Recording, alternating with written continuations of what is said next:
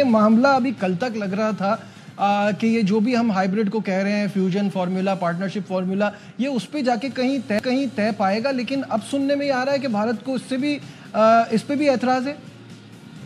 बिल्कुल ऐसे ही सुनने में आ रहा है और अब ये भी एक सुनने में आ रहा है कि ब्रॉडकास्टर्स को काफी तशवीश है कि टाइम पे टाइम निकल रहा है, लिहाजा जुमेरात को पॉसिबली एक मीटिंग हो सकती है। अब यकीनन ये वर्चुअली मीटिंग होगी, इसलिए कि ब्रॉडकास्टर्स को भी अब तशवीश हो रही है कि चैंपियंस ट्रॉफी कहाँ जाती है, क्या इसकी किस्मत होगी। तो इसलिए लग रहा है, अभी तक कंफर्म कहीं से नहीं हुआ, लेकिन 5 दिसंबर की डेट एक आ रही है जुमेरात के दिन कि अगर एक मीटिंग हो जाए और इसमें ये तय कर लिया जाए कि जो फार्मूला पाकिस्तान ने दिया है वो काबिल कबूल है या नहीं है। Kamran, your take on this, क्योंकि कल तक जो बातें चल रही थी अब बिल्कुल डिफरेंट उससे खबरें आ रही हैं और मीटिंग पे मीटिंग हो रही है, लेकिन कोई कॉन्क्रीट बात सामने आ नहीं रही।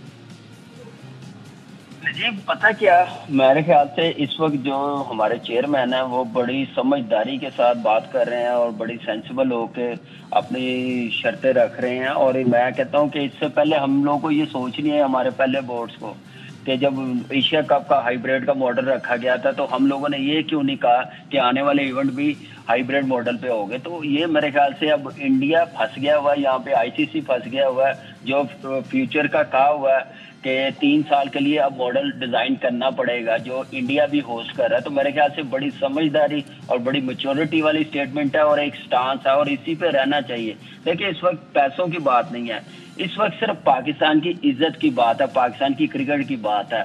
जो बात कही जा रही है ना आने का बहाना, वो एक मजाक है। मेरे ख्याल से अपना मजाक ये खुद बना रहे हैं और इसमें आईसीसी को बड़ा स्ट्रांगली स्टैंड लेना चाहिए, कन्विंस करना चाहिए इंडियन गवर्नमेंट को।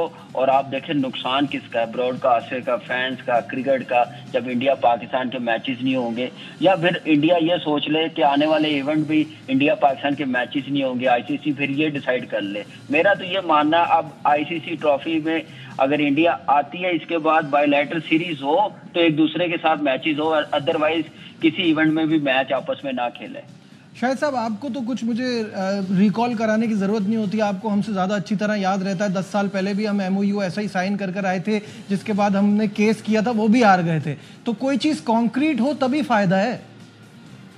जाहिर आईसीसी के लेटर हेड पे हो और तमाम बोर्ड मेंबरान के उसके ऊपर दस्तखत हो, उसके अलावा बिल्कुल भी नहीं होगा। और कामरान ये बात भी बिल्कुल सही करेंगे, पहले बायलैटरल सीरीज रिवाइव हो, उसके बाद कुछ आगे बढ़ेगी। और ये चूंकि भारत की तरफ से पॉलिटिकल इशू बना हुआ है, तो ये पॉलिटिकल स्टेज पर ही अगर बातचीत आगे बढ़ेगी तो होगी। तो अल्लाह करे पाकिस्तान में हुकूमत मुस्तहकम हो, चीजें बेहतर हो और फिर हुकूमत की तरफ से भारत को नवेता दिया जाए कि जी आइए पॉलिटिकल जितनी कशीदगी है वो दूर करें।